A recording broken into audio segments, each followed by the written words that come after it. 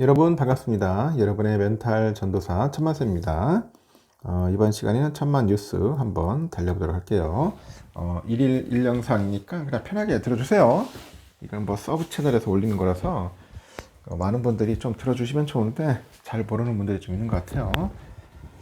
삼성전자 2조 원 넘게 뭐 팔더니 이건 사야지 않느냐, 뭐 쓸어 담은 종목들도 꽤 있다, 뭐 그런 이야기가 있습니다. 외국인 투자자가 지난달에 국내 증시에서 반도체주를 중심으로 해가지고 거의 뭐 셀코리아였죠. 셀코리아에 나섰는데 여기에 보니까 조선하고 내수주는 좀 담은 것 같아요. 조선 쪽하고 내수주는 담았는데 이 트럼프 행정부의 관세 불확실성이 여전하죠. 이런 상황 속에서 안정적으로 이익을 낼 수 있는 그런 종목의 중심으로 해가지고 좀 매수에 나섰다는 그런 모습입니다. 한국거래소에 보니까 외국인들은 지난달 유가증권 시장과 그리고 코스닥에서 10조 한 2,427억 원 정도 주식을 팔았습니다. 10조 1,427억을 팔았는데 외국인은 지난달 22일 거래일 중 3거래일을 제외하고는 전부 매도 우위를 이제 보인 거죠.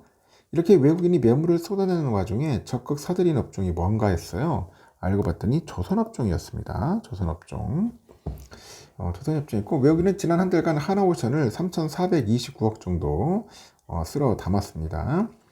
이건 하나오션은 외국인 순매수 상위 1등이네요. 그리고 외국인 그 매수에 힘입어서 하나오션 그 주가가 지난달에만 16.9% 정도 상승을 했고요.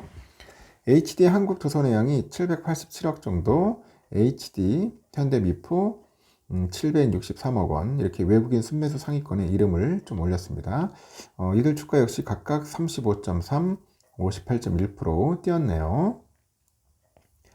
미국이 자체 해군력 강화를 위해서 우리나라의 선박 건조랑 유지 보수 함정 분야죠, 그 MRO, 이 분야에서 협력할 가능성이 커지다 보니까 국내 조선주의 경쟁력이 좀 부각되고 있습니다. 앞서서 존 펠런 미국 해군성 장관이 지난달 말 하나오션을 방문해서 협력 방안을 논의하기도 했다. 그리고 미국의 조선업이 쇠락한 상황은 우리나라 조선사의 분명한 기회 요인이다.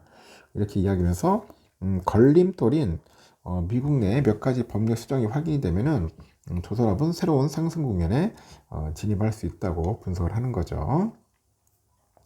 외국인은 트럼프 행정부의 고강도 관세로부터 상대적으로 영향을 덜 받는 내수주를 대거 사들였습니다. 이들은 경기 방어주로 분류되는 한국전력을 2,446억 정도 사들였고, 한국전력은 외국인 순매수 상위 2위에 올랐는데 주가도 18.48%나 뛰었습니다. 한국전력은 국내 전력과 생산 공급을 담당하고 매출의 상당 부분이 국내 시장에서 이제 발생을 하는 거죠.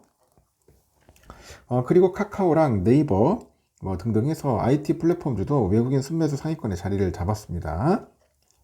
트럼프 행정부가 관세를 빌미로 해가지고 그 각국의 플랫폼 규제를 압박하는 상황 속인데 이 국내 플랫폼 규제 완화로 이어지면은 이들이 수혜를 볼 수 있다는 기대가 나오는 겁니다. 그래서 국내 플랫폼 이 관련 규제 완화 가능성에 주목을 하는 것 같아요. 미국의 강도 높은 완화 조치 압력에 더욱더 직면할 것으로 예상되기 때문이라고 하죠. 외국인은 이제 불닭볶음면이죠. 이 불닭볶음면 신화의 삼양식품 여기에 주목을 하는 것 같아. 이 삼양식품의 경우 수출 비중이 높아서 상호 관세의 영향을 피하기는 어렵는데 이 불닭볶음면의 그 강력한 브랜드 파워랑 이 글로벌 판매 호재가 이어지고 있어서 이를 충분히 상쇄할 것이다. 이런 분석도 있고요. 방산주 LIG 넥스원. 이것도 외국인의 쇼핑 목록에 이름을 올렸네요. 증권가에서는 아랍에미리트하고 사우디아라비아 등 이 중동으로 그 수출한 청궁2의 그 매출 인식이 이제 본격화되면서 2027년까지 실적 성장세가 이어질 것이다. 그리고 이 밖에 외국인들이 ABL 바이오, BHI, 펩트론 여기도 인전 많이 담았습니다. 이들은 트럼프 행정부의 그 관세 영향으로부터 벗어날 수 없는 종목들은 뭔가 비워내는 모습을 보였습니다.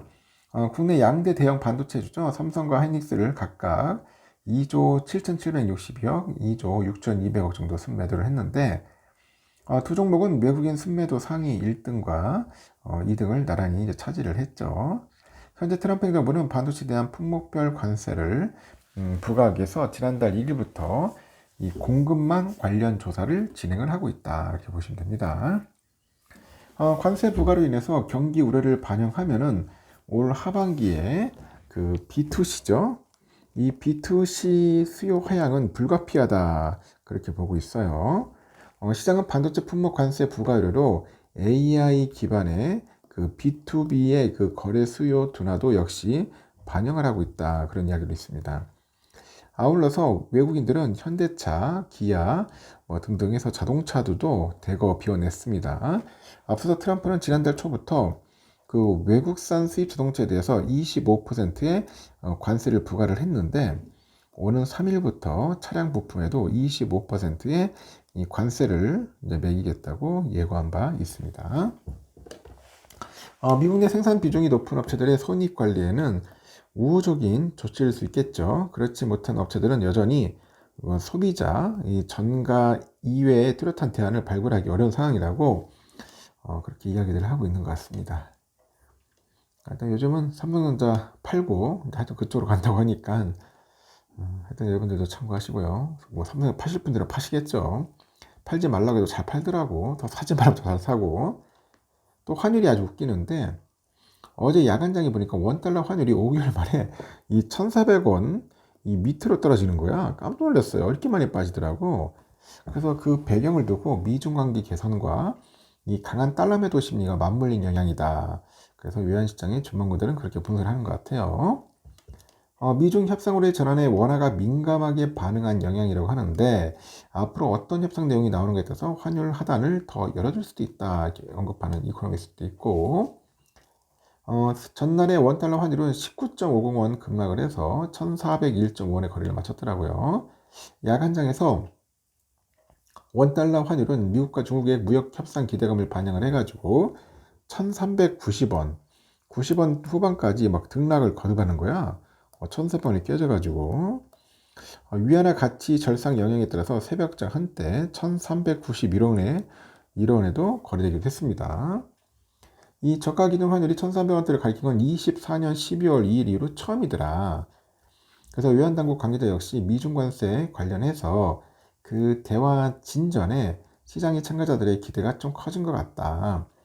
미중 관세 영향이 한국과 동일한 영향을 받는 대만 달러도 절상한 것이 특징이라고 이제 분석을 하죠. 실제로 전날 달러와 대비 대만 달러 환율은 30.81 대만 달러까지 급락했는데 24년 1월 2일 이후로 최저치입니다. 미국 국무장관 그 장관 나와가지고 폭스뉴스에서 중국이 무역에 대해서 만나서 대화하기를 원하고 있고 관련 논의가 곧 시작될 거다 이런 이야기도 있습니다. 중국 상무부 대변인도 미국 측은 최근의 관련 보도를 통해서 여러 차례 중국 측에 적극적으로 메시지를 보내서 중국과 대화하기를 희망했다 이러면서 이에 대해서 평가를 진행하고 있다 이런 이야기도 합니다. 이 밖에도 연휴를 앞두고 달러에 대한 롱 포지션을 스톱했기 때문에 스톱 그래서 원달러 환율이 급락했다는 딜러들의 분석도 있어요. 서울 외환시장 관계자가 연휴 앞두고 달러 매수에 대한 포지션 정리가 좀 일어난 것 같고 달러 약세와 더불어서 아시아 통화 가치가 크게 오른 영향이 맞물렸다고 합니다. 전날 전체 거래에서 환율 장중의 고점이 1440원, 저점은 1391.5원, 이 변동폭이 미쳤어요. 48.5원이야. 2020년 3월 19일 이후로 처음입니다. 그때가 49.9원이었거든. 무슨 뭐 전횡난주라겠어. 전문가들은 앞으로 원달러 환율이 1300원대로 하향 안정화될 가능성이 있다고 보는데 극단으로 치달아가던 글로벌 무역 갈등이 돌파구를 찾아가면 원화도 빠르게 절하 압력에서 벗어날 수 있기 때문이라고 하죠. 아울러서 한미 무역 협상에서 미국이 원화 절상을 요구할 수 있다는 점에서 시장의 참가자들의 경계감이 커질 수도 있다.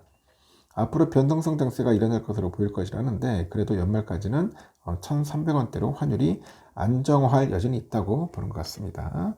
하여튼 여기까지 하겠습니다. 여러분 참고하시기 바랍니다. 좋은 하루 보내십시오.